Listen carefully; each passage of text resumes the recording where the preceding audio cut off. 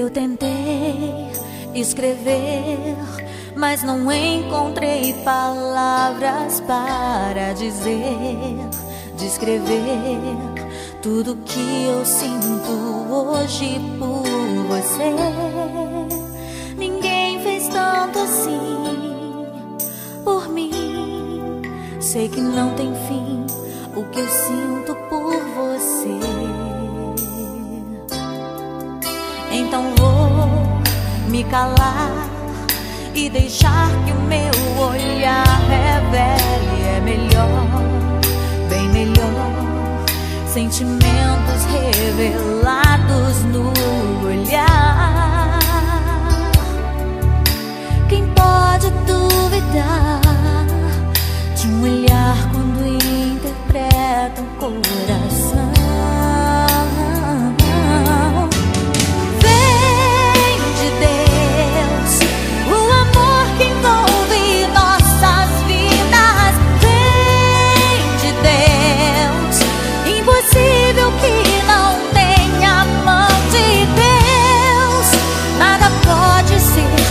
Perfeito se de Deus não proceder.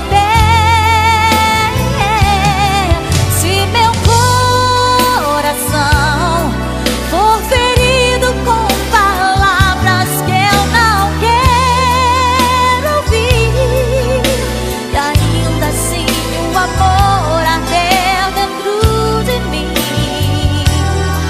é perfeito como a flor. E se toda perfeição procede do Senhor, é perfeito por você o meu amor.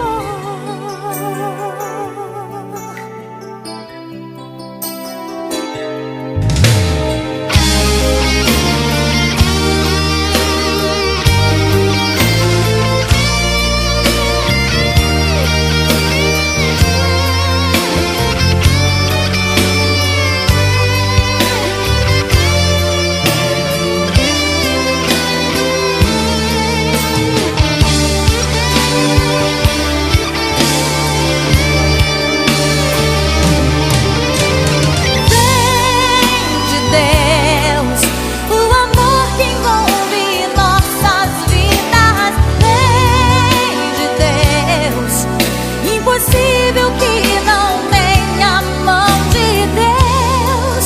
Nada pode ser tão perfeito se de Deus não proceder. Se meu coração for ferido com palavras que eu não quero ouvir, e ainda assim o amor arder dentro de mim, é perfeito